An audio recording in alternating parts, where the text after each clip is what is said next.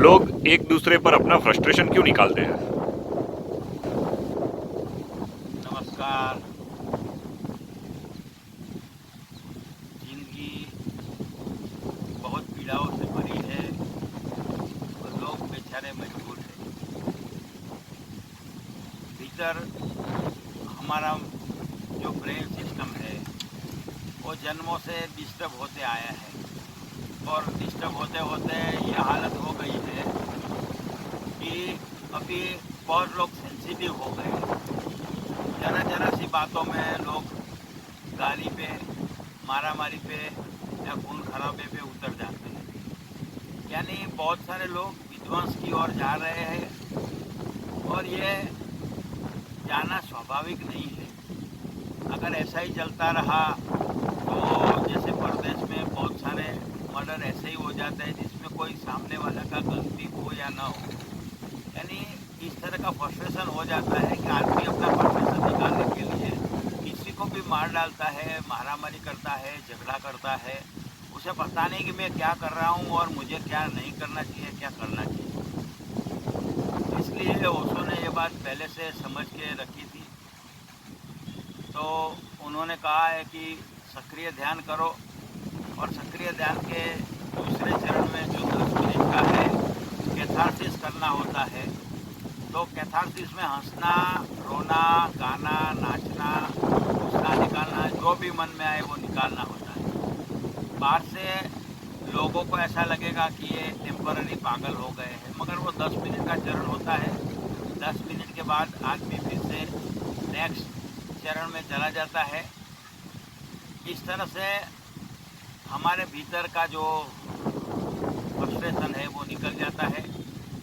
और जब हमारे लिए गंदगी फेंकने के लिए एक जगह है तो किसी के ऊपर क्यों गंदगी फेंके।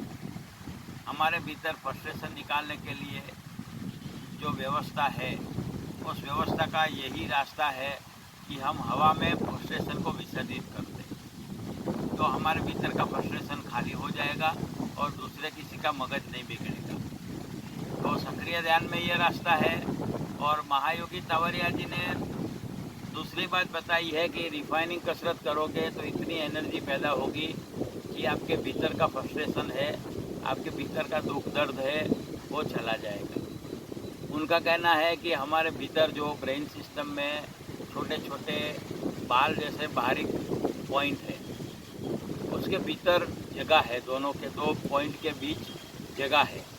और वो जगह में हमारा इमोशनल डेब्रीज या हमारी पीड़ा, हमारे दुख दर्द वो इसमें इकट्ठे हो जाते हैं। तो हम रिफाइनिंग कसरत करेंगे तो उसकी वजह से हमारे भीतर इतनी ऊर्जा पैदा होगी, वाइट हॉट एनर्जी पैदा होगी कि जिसकी वजह से हमारे भीतर का कचरा जल जाएगा। ये 2 रास्ते हैं, 2 में से आप कोई भी एक रास्ता चुन सकते हैं। दूसरे ओशो के मेडिटेशन है उसमें भी यही प्रोसेस होती है। तो कोई भी प्रोसेस आप करो जो आपको ठीक लगे, आप समझ सकते हो पहले, और समझने के बाद वो प्रोसेस करो तो आपके भीतर का फ्रस्ट्रेशन निकल जाएगा और दूसरे पर आप फ्रस्ट्रेशन नहीं निकालोगे।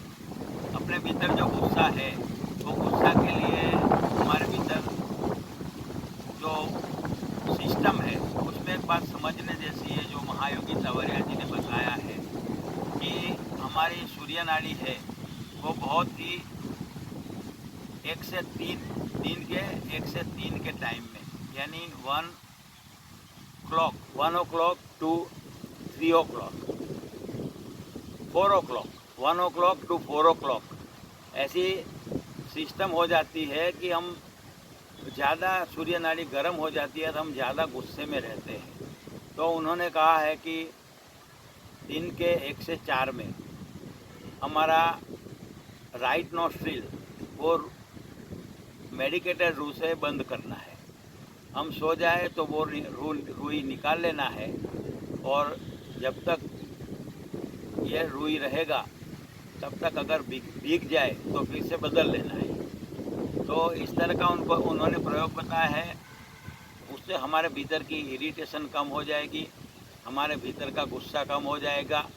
गुस्सा के बारे में सब कोई लोग ज़्यादा समझते हैं, धार्मिक लोग तो सबसे ज़्यादा समझते हैं फिर भी सबसे ज़्यादा हिंसा और सबसे ज़्यादा झगड़ा धार्मिक लोग ही करते हैं और धर्म के नाम पर ही ज़्यादा हिंसा होती है। तो सच्चा धार्मिक व्यक्ति कभी हिंसा नहीं करेगा, सच्चा धार्मिक व्यक्ति कभी हथियार नहीं उठाएगा। और ये अस्तित्व का नियम है कि जो हथियार उठाएगा, जो हिंसा करेगा, जो दूसरों को धमकियाँ देगा, दूसरों को परेशान करने के लिए झगड़े करेगा, तो उसको उसी फ्रस्ट्रेशन का भोग होना पड़ेगा। भगवान बुद्ध कहते हैं कि गुस्से का सबसे पहला नेगेटिव इफेक्ट वो हमारे ऊपर ही होता है। मैं गुस्से हूँ तो सामने वाले पर गुस्सा निकालूँ, इसके पहले मेरे शरीर के अंदर की ग्रंथियाँ बहुत सारी डिस्टर्ब हो जाती है, मेरे शरीर का खून गर्म हो जाता है और मैं दुखी हो जाता हूँ। तो ये समझने जैसी बात है।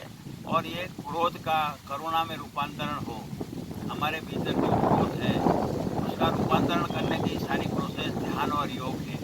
वो नहीं करेगा जब तक आदमी, तब तक उसके जीवन में दुख दर्द रहेगा और ये दुख दर्द दूसरों पर फेंकेगा।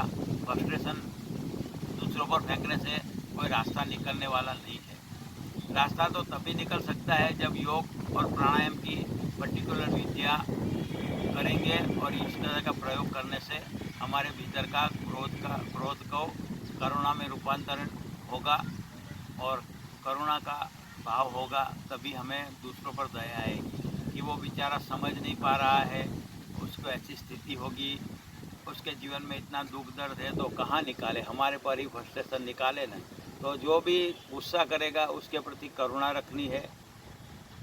अगर करुणा नहीं रख सकते तो दया का भाव रखना है, क्योंकि उसको सामने उसका जैसा व्यवहार करने से या उसका रिवेंज लेने से हमारा रास्ता निकलता नहीं और वो ज़्यादा रिवेंज लेने के लिए तैयार हो जाता है। ये बात को आप समझेंगे, इस तरह के प्रयोग करेंगे तो आपके भीतर से क्रोध करने की जगह करुणा पैदा होगी और करुणा से ये पूरी पृथ्वी आनंद, प्रेम और शांति से भर जाए, ऐसा प्रार्थना का भाव उठेगा।